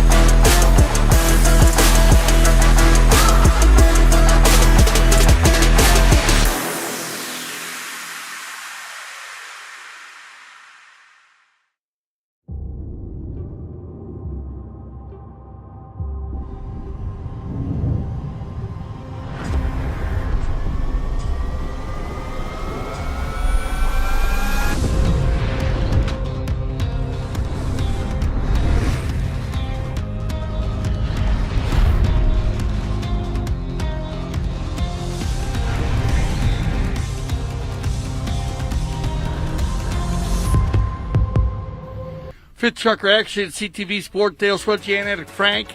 Started out 3-2, Oriflamme. After the second chucker, 5-4, halftime 7-7. Fourth chucker action, it was all Oriflamme and 3 penalties scored, unanswered goals, and they were 3 penalties, a 2, a 3, and a 4. 2 by Frankie, 1 by Jason Crowder to put them up 10-7, and that is where they will take the lead here in the fifth chucker, Yan. So just a bit of a loose chucker there on penalties for the windswept team, but mucho tiempo, a lot of time left. You said it, Dale. A lot of time left to play. 2 more chuckers, and of course, as you mentioned earlier, we hope that you will stick around. A big turnout here this morning here at Santa Rita for this final, and we will of course have the prize presentation with the best playing pony of the final, the grand champions best playing pony blanket, as well as the MVP award and that beautiful trophy. But now let's see if. And he tried to save it, and the ball just does not want to find its way through those uprights. Could have sworn that Baldo Bamanenko was going to put that one through, but again, Oriflamme getting very lucky here, dodging a big bullet. They hold on to that 3-goal cushion as we are now within the 7-minute mark, and look how quickly they turn things around. Over on the far side, Jason Warren trying to chase that ball. Shepherd also coming back up, and now this is exactly what windswept need. Situations like these over there on the far side. He's got to be careful. Bilbao coming in for the challenge, but this time, again, just putting it wide, so the pressure still very much on here from Oriflamme when it comes to shutting down any kind of shot on goal. Not much in it there, just went slightly wide. So dodging two bullets back to back here. Of course, that pushes them back into their own half. Warren gets things underway. 6 minutes, or the 6-minute mark approaching. Now over on the far side, Frankie Bilbao. Can he get past? Well, he tried to, but it was just too much of an angle there. Ball sent back down the field. Tincho Merlos will pick this one up, but he's got Crowder on his hip. Down comes the hammer. Near side backhand hook. He got a piece of it. Again, Merlos. Iverson Reicher going into the danger zone. He's going to try and run this one in himself. A slight deflection. And there is the open backhand. Again, putting it into that danger zone. Intercepted nicely. And this is Oriflamme on the move now. A little bit of bouncing ball. Unable to control it. Sends it out to the left-hand side. Warren slams on the brakes. Merlos is up there with him. Still Tincho Merlos. Cuts it on the inside. Shepherd coming back now to lend a helping hand where he needs to, which is in defence. Bilbao up against Merlos. Are able to stop him, well, at least for the moment or two. In comes Crowder. Crowder will send it back, nicely keeping a close eye on Merlos. And now they switch sides over. Coming to the commentator's booth. Nice control here. Once again by Frankie Bilbao. Crowder, a little bit of run into Merlos. Warren sends it back to Crowder. Leans far out of the saddle, but already you can see it right clearly in front of us, established on that line, Tincho Merlos. So a whistle will stop the clock at 4:35. And you can see Tincho Merlos are not happy with the umpire's decision on that play. Let's wait and see if they actually do. And they are going to drop the ball on the spot, as I thought. So a little over 4.5 minutes left to play. And Merlos gets the penalty.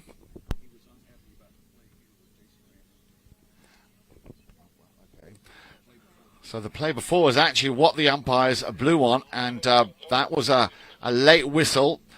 So that is what Tincho was complaining or having a little go about, and as a result of that, a hit from the spot, a 5-8. Play is called. Tincho Merlos will tap it once. In comes the long shot through the centre, around the outside, looking for Baldo. Baldo being intercepted there, or met by Jason Crowder. Crowder now. Good control. He's got no one to play it to. No one up front. Crowder's going to have to run this one himself. Okay, keep your head on the swivel, everybody here at the field. Remember, like in the game of baseball, sometimes on a foul hit, the ball will leave the field. Just a little bit of a miss hit there. And they're going to go ahead and get this ball quickly. Look at this. Ticho Merlo's hammering one down. That is a perfectly placed ball for Baldo. He'll leave it for Harrison.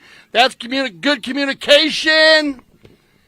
And, well, they get a goal there. If they don't, they blow a penalty. I'm not sure if they're going to see what they do here.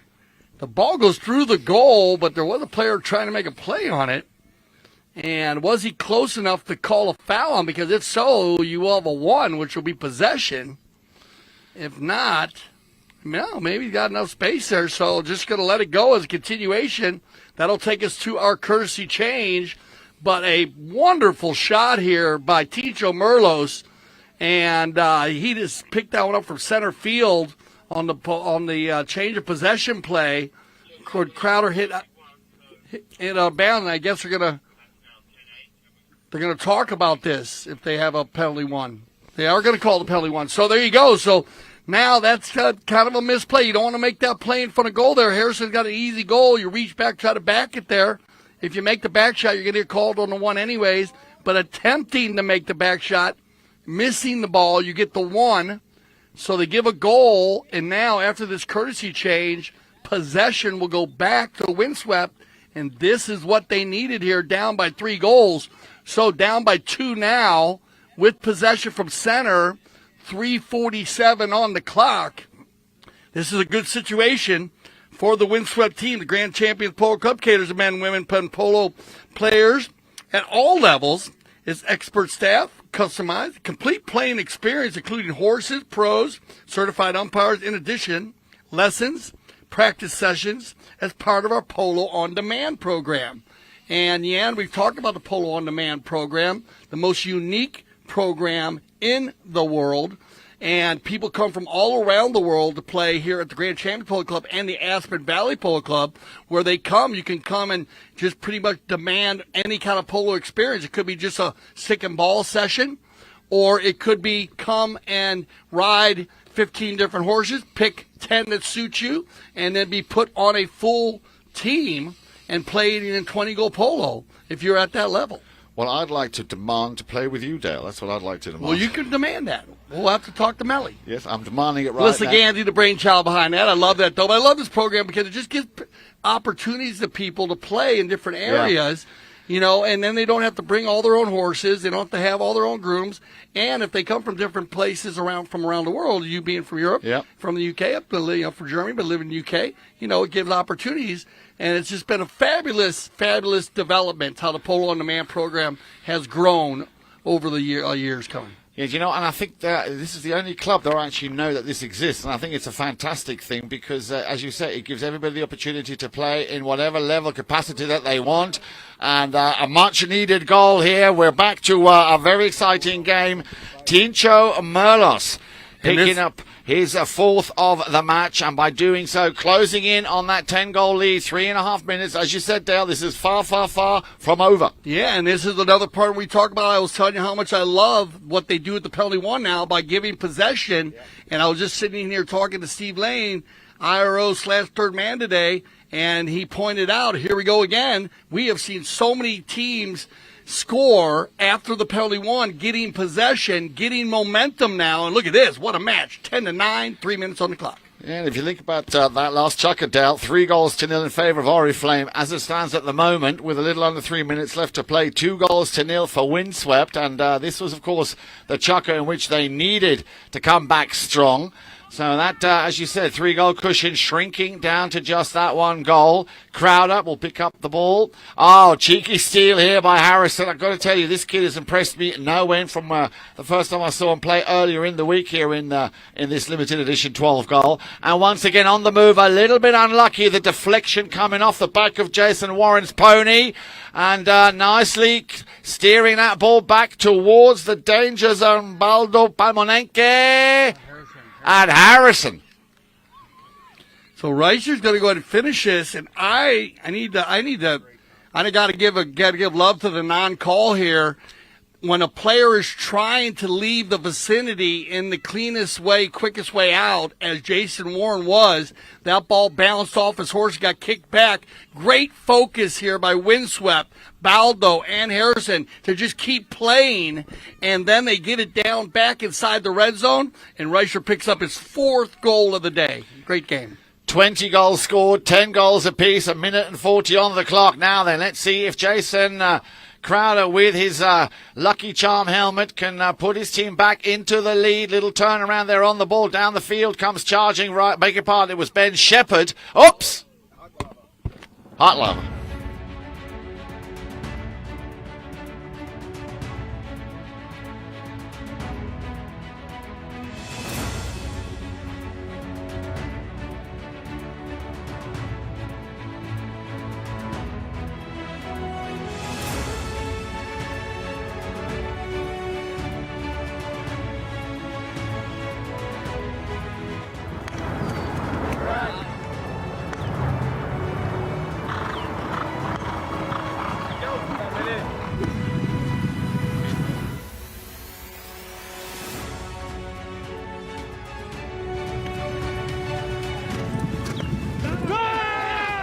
Hi, I'm Tomacho Pérez. Hello, I'm Nacho Figueras. Hello, I'm Martín Muñoz. I'm Gonzalito Pérez.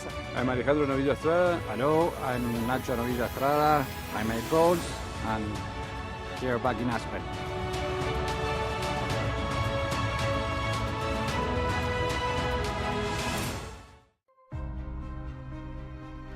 Foot golf is a kind of life, and also it's a combination about golf and football.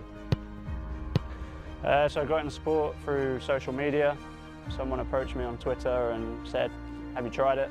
I'd never heard of it at that point. So I went to my local course and tried it and just completely fell in love with the game. This is not as easy as it looks on your body. It's a lot of kicking. We don't normally kick this many hard kicks in soccer. And back to the action here as it looks like we got everybody back up with 1:20 on the clock. Harris Reicher, look at this, 10-10. 3 unanswered goals being scored here in the Fit Chucker by the Windswept team, and they got control again, Baldo. Nice pass up to the front. Harrison Reicher in the perfect position to pick up this ball. Reicher on the near side. Oh, unlucky, but you know what, Dale? Like I said, 5 goals to his name. It's this young Harrison Reicher has scored in this game. Incredible at 0 goals. Playing awesome polo today, playing awesome polo, and I love that Windswept has gone to the hit-and-run game here, Yan. Both teams, this game has opened up to, again, more like 14, 16-goal polo. Look at these 2 4-legged athletes. Who's got the power? Well, Tincho Merlis trying to shut down Frankie Bilbao. He did well. In comes, I beg your pardon, that was Rufino. Tincho now on the ball, sends it back down the boards. Warren, we've had the first horn. Coming charging down the line once again. Baldo, Pamonenke. Oh, nicely done now then. Can Reicher. He'll probably be going up, but there was a touch from Frankie Bilbao. And, I was going to say, Teach, a bit too far out to pick that one up. Jason Warren now. Warren, let's have a look at the clock. We're under 10 seconds. He needs to do something. He needs to be quick as well. He needs to just get past Tincho. Merlos! Should have maybe taken a shot a little bit earlier. So, the stage is set. 20 goals scored, 10 goals apiece, Dale. Chucker number 6. Ooh, very tight game. I love the way the Warren brought this one in, as you said. Such a tough play in there, Yan. Does he have the angle to shoot? Tincho, so strong on defense. He put himself in a wall-type scenario in a game-saving play. But look at this. You don't want to miss it. What a game it's been. 3 unanswered goals in the 4th by Oriflamme to go ahead by 3. 3 unanswered goals by Windswept to tie it up. We'll be back for our 6th and final Chucker. Stay with us here on CTV Sports.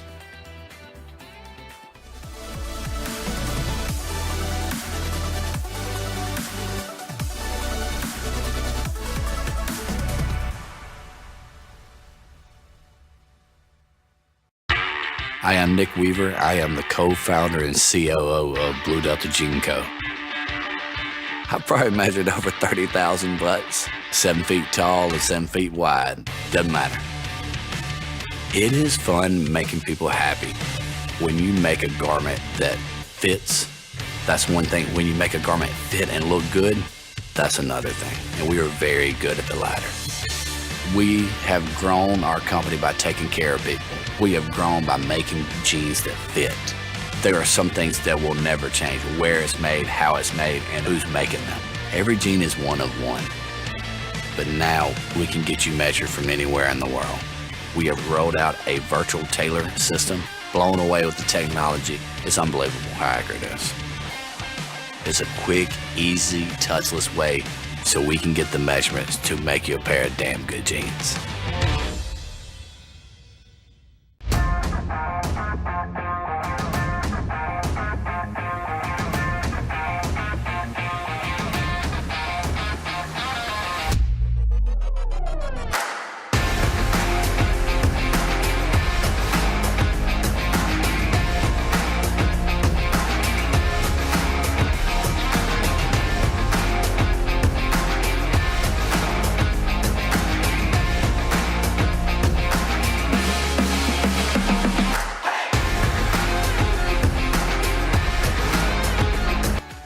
All right, well, welcome back here to CTV Sports at our sixth and final chucker. And I think, Jan, Frank, you can agree with me. This has been the limited edition 12-goal final that we were waiting for. No doubt in that, Dale. But not only that, if we talked about it, I spoke about it a little bit earlier on. Chucker number 4, 3-0 in favour of Oriflamme. Chucker number 5, 3-0 in favour of Windswept. So. Power pole. They both. I love it. I mean, this is why these teams are in the finals. The Oriflamme team came out of the tent super fired up, mounted up. A lot of teams will play. They're good horses. But as we said, they scored 3 goals on penalties. So you really got to commend the Windswept team, not just scoring 3 goals from the field, but also not committing any fouls in the fifth. So now we get into the 6th chucker. So let's just forget about everything. Everything, throw everything out the window now, Jan. All the commentary, all the stats, everything we've talked about. It all comes down to one chucker. Let's see who can get it done. I think we're going to probably see the best playing pony. If they're going to give a best playing pony award, I'm probably going to see it in this chucker somewhere. So keep an eye out there. And man, there's just been some great play by different players for the MVP. So I'm very excited just to see who's going to finish this game. Very, very well called game here. We've had the opportunity to sit next to Steve Lane, IRO/third man, with the iPad and being able to review plays as you're seeing it live on CTV Sports. And, Ferrari and Matthews have done a good job. Great communication. And but it comes down to here, one chucker. 7.5 minutes, man. Flip a coin. Winner take all as the last player from Oriflamme making his way out onto the field. And maybe Ben Shepherd is just leaving the best for last. Come on, Ben. We'd like to see a goal from you. Go on, my son. Nice looking bay pony. Ben Shepherd's on here, mounted very well. Looking good. It's been a lot of fun having Ben and the Oriflamme team come in from the UK. Breath of fresh air, we could say, here at the Grand Champions Polo Club, and it was great seeing a big smile on his face. And then even though, like you said, he loved being in the finals, but not even that. He just loved leaving the field safe and happy and playing good polo. So it was great to see him in the final. But here we go. Pick a team because it's going to be a good one. It's going to be Baldo on the breakaway. And that's a slightly top ball. He'll wait for that to bounce. Tries to pick it up on the half volley, but he's got Warren there straight away with him. Good taking care of business back there now then. Rufino, will he be the man of the match? Sends it deep down the field. Now he needs to go into overdrive. Slightly overcooked it a little bit. Crowder. Oriflamme just doing everything they can to make sure that they don't give away another early goal here in chucker number 6. Clock is ticking down. And I wouldn't be surprised if it might just come down to just that one goal in front of goal. And there it is. Merlos puts his team back in the lead. And Dale, the huge turnout here this afternoon, I should say, are really getting behind this game. No, they got a good group down there. I know it. They brought a pack of Merloses to their last game. And I'm sure they're going to push them through here. But what's great about this goal is they are moving. This is their 4th unanswered goal, Jan, so they're keeping the momentum going. Oriflamme needs to go back to that style or get an edge going here, because right now this windswept team's on fire, and it's going to be Tincho, and he's got a true breakaway. Well, and this now really could be the 5th goal in succession here. He has a look over his shoulder, and I'm sure this will be just a formality. And there it is, Tincho Merlos, back-to-back goals. All of a sudden, they're putting on the heat. You can hear maybe in the back of the crowd really liking this now. Tincho, Tincho, Tincho. That's what they say when he gets fired up. And when he gets fired up, you need to watch out. He's going to get a good break here because remember the bowling, the face-off in hockey, the bowling and polo, it's pretty much luck of the draw. It's a lottery. That ball popped out perfectly. Tincho on the chestnut pony here looks like a very strong four-legged athlete. He got out in front, and then great play by his teammates behind him to keep everybody away. On the bowling, though, Baldo. Yeah, but once again, Oriflamme there just not able to control it now then. With the number 2, the Roofinator, Merlos, sends it down and he's got Reicher or Tincho to choose from. In comes with the number 3, Ben Shepherd. And this could be goal number 6. Maybe not on this occasion, but wow. Well, they clearly set themselves out a job, and they are doing that job. Wow, and I'm loving this play here by Ruffino. I mean, he smashes that ball a good hundo to lay it down inside. It looked like it was going to be the Merlos to Merlos combination, the dynamic duo of him and his father, Tincho, and then just good defense by Oriflamme. So let's see if they can turn it around here on the knock-in, looking for Frankie. With 4.5 minutes left to play, they need 2 quick goals. But what is going to stop this once again? This time it could be Ruffino himself. You can see there Baldo taking out the first defending player. Well, he did well. They've got space over on the far side, the near side backhand sending it back into that danger zone. A lot of traffic in front of that goal, and they still have possession. Can he get through? I think he got a hook. And we have, at 4:07, a whistle. So that'll stop the action here as it looked like they were on their way as Ruffino was on the breakaway. And then another good defensive play, and actually great little play by Ruffino to bring it back around the corner. Great stick work by the young player. And not just hitting the ball deep at a 1-goal rating, but also has that ability to calm himself. And that's what I'm so impressed by these young players. Not just Ruffino, but Harrison Reicher.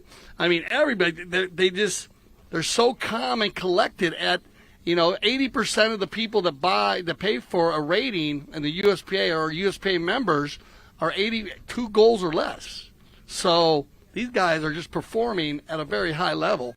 And they're going to get a open goal penalty, and it's going to be a penalty 2 from the spot. So Tincho Merlos will pick up a hat trick. Yep. 3 unanswered goals here in the 6th chucker by the windswept team, being led by the number 3, the Capitan, Tincho Merlos. Yeah, Dale, if we just look back at how they left the field at the end of chucker number 4, it was 10 goals to 7 in favour of Oriflamme, so they had that 3-goal cushion. Now, and we're going to go for I believe a courtesy change, some of the players the other way round, 10 goals to 13, so they've done absolutely phenomenally well. 6 goals now to 0, where we are at the moment. If you add the 3 goals that they scored in the previous chucker, incredible. Yeah, and a big point here, and we're going to pass the mic over here to Steve Lane once again, because he had some really good points he wanted to bring up that happened earlier. Oh, that penalty 1 that was awarded to Windswept kind of gave them the momentum, and they've been on fire ever since. So, that penalty 1, we said that 18% of the time a team awarded the penalty 1, the old rule with the bowl in, is not converted, but only 18% of the time. Unbelievable stat there. After playing, I never realized that. Yep.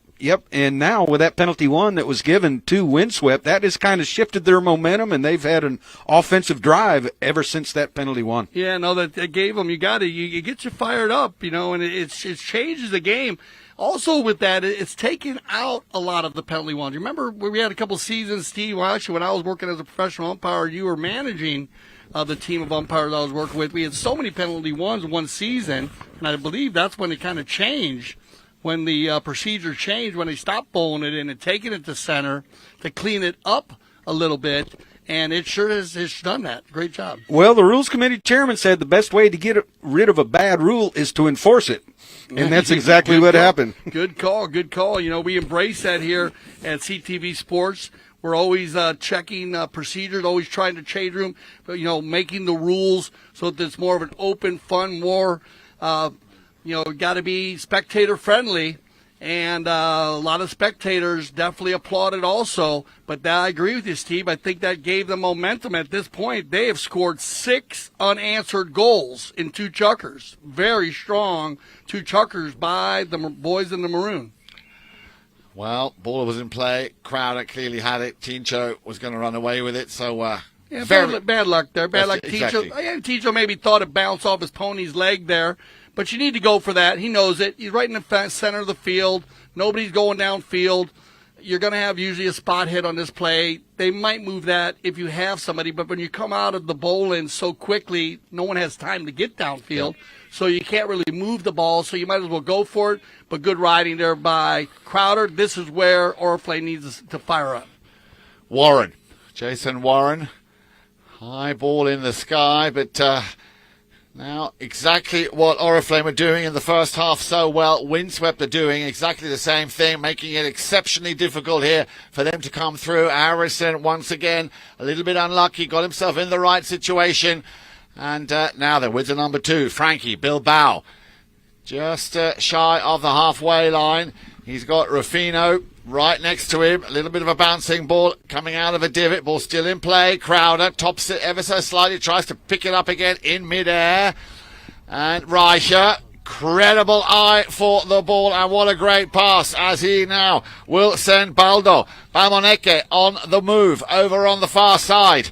Again, this is costing now a lot of valuable time that Oriflamme just don't have, can't afford to be giving that ball away. Ball is still in play and still windswept. Little under the neck or on the near side in front of that goal mouth. And the ball is still in play.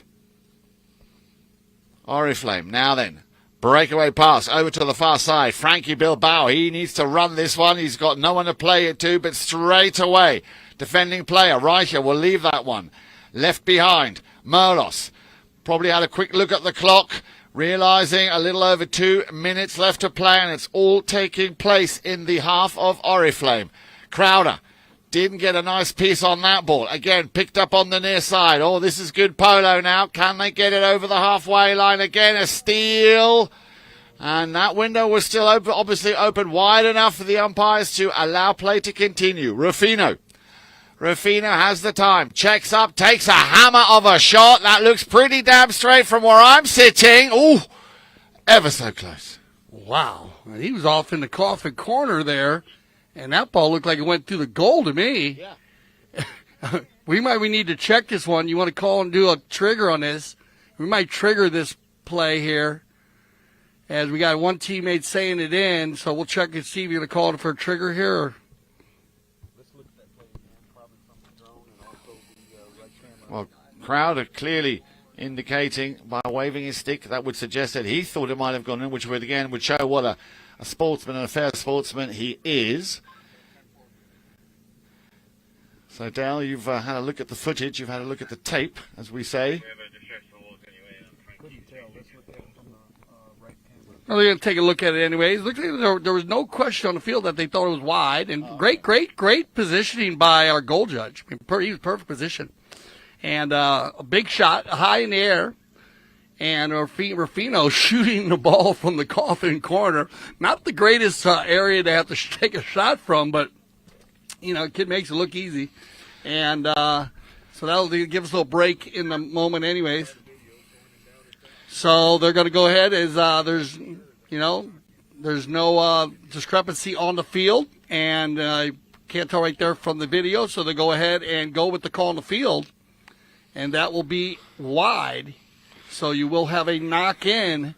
So with 132, well, if you do the math on this one, 3-goal lead, I hate to say this, but we've actually seen 3 goals scored in a minute and a half. But the way this windswept team has been playing, it's going to be very difficult. So let's see if Oriflamme can keep it going here, but they need to go fast and furious. to get a goal quickly here to get back to the bowling, but it's going to be collected by Tincho Merlos.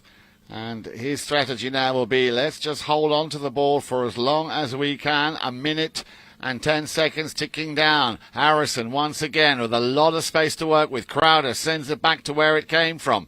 Merlos still hovering there with the first man to, if he could go through, that'll be Frankie Bilbao.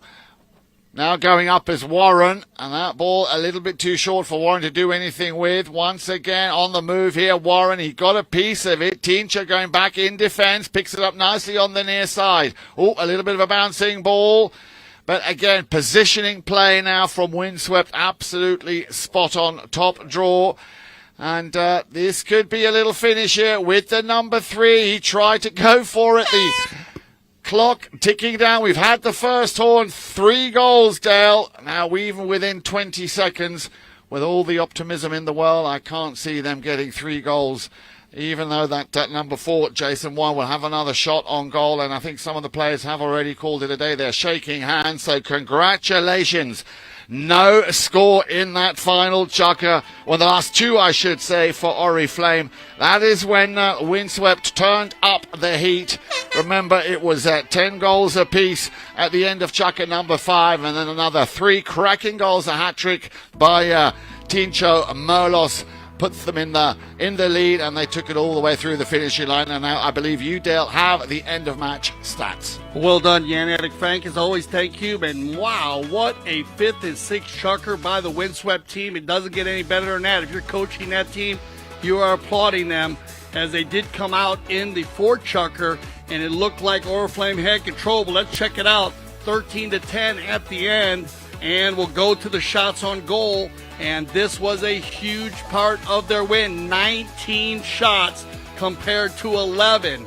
Windswept with 19 opportunities. Knock-ins, though, 6 by the Oriflamme team, only 1 by the Windswept team. So that was, they missed some, but they had so many more shots, it didn't hurt them. And on the throw-ins, they were very successful on the throw-ins. 13-10, Windswept. And remember, one of those was a huge bowl-in where Tincho Merlos in the 6th chukker added his 2nd of 3 goals on the breakaway play. On the fouls committed, well, the Oriflamme team, it flipped around, and Windswept with 2, and they went back with the 7 there. So what a finish by the Windswept team. Congratulations, Oriflamme. We want to congratulate them. They came in, they played a very solid game. Remember, it was 7-7 at halftime, and it was a bit of a roller coaster up and down. We talked a lot about the fouls that were committed by the Windswept team, but they cleaned it up very well. It looked like the 4th chukker, like they were still discombobulated, but boy, the 5th and 6th chukker, they changed it around and just dominated the game with 6 unanswered goals. So they'll be our 2023 champions of our limited edition 12 goal. And so go ahead and stay with us here, as we're going to throw it to a little break. We'll gather all of our teams for our trophy presentation, where we'll have our MVP and our best playing pony. But once again, thank you for joining us here on CTV Sports. And this is another reason why we always say we love the polo. So stay with us here for our trophy presentation. We'll be right back.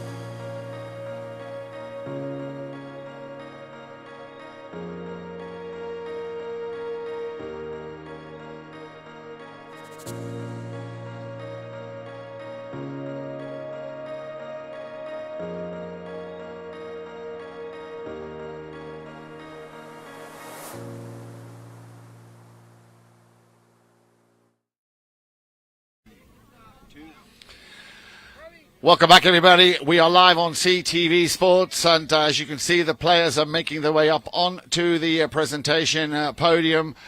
Thank you very much. Now, we are delighted to have the legend that is Cacho Merlos, who is going to be doing the prizes this afternoon. And May Reicher up there as well, the sister of Harrison Reicher.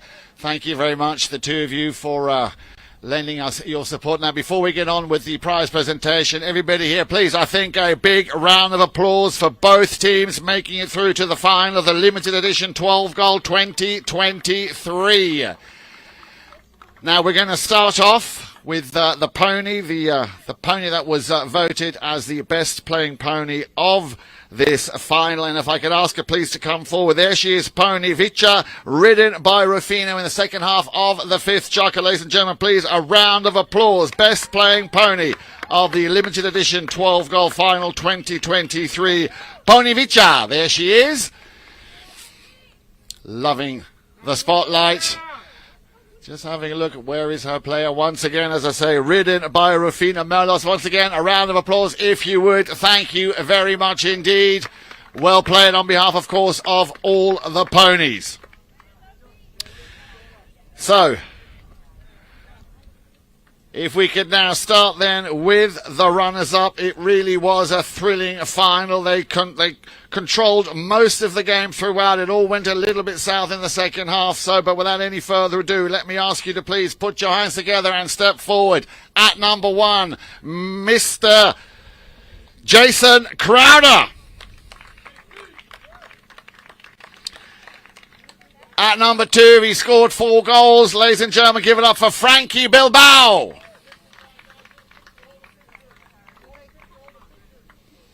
At number 3, a very special round of applause for the man from England. Give it up for Mr. Ben Shepherd, sir. And, of course, at number 4, ladies and gentlemen, the second Jason in that team. Give it up for Mr. Jason Warren. Well done, Jason. And now over to the winners. And again, thank you very much, Cacho, for helping us out here with the prize presentation. Ladies and gentlemen, the winners of the limited edition 12 Goal 2023 windswept. It gives me great pleasure to once again step forward. And I'll step forward. The youngster, he scored 5 goals. Give it up for Harrison Reicher.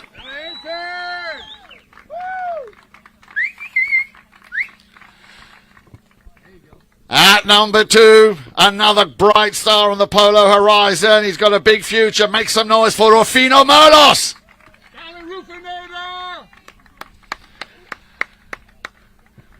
At number 3, former 10-goaler, but still playing off a cracking 7 goals, the one and only Tincho Merlos. And then, of course, at number 4, ladies and gentlemen, coming in for the injured Santos Merlos, he did a fantastic job, Baldo Pamonenke.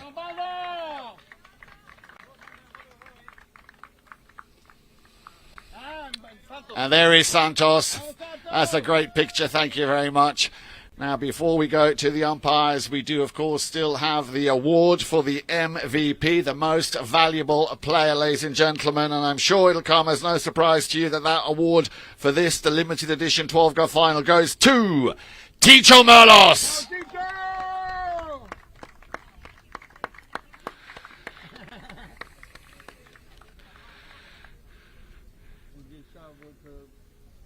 And now, before we ask Oriflamme to exit stage left, I'd like you to once again put your hands together for the 2 gentlemen who did a fantastic job. Our 2 mounted officials. One is Esteban Ferrari. There he is, Esteban. Please step forward.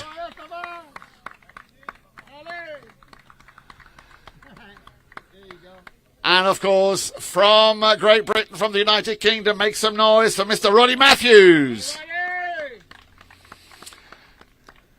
And with that being said, if I can now kindly ask Oriflamme to exit stage left, as we now have the presentation of the beautiful limited edition 12-goal trophy. And what a beautiful trophy that is.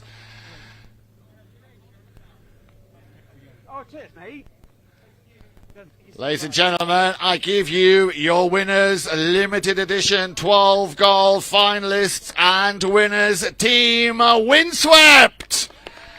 Harrison Reicher, Rufino Tincho, Santos Molos, and Baldo Bamonenke. And with that, of course, I'd like to remind you to make sure that you either join us fieldside, and if you can't do that, make sure you tune in tomorrow, 11 o'clock. We have the final of the Metropolitan 6-Goal Cup. That'll be coming on your screens live at 11 o'clock. And then at 1 o'clock tomorrow afternoon, very much looking forward to the second match of the All-Star Challenge, Brookshire versus Travieso of the WPL. So a lot of polo still to come your way this weekend.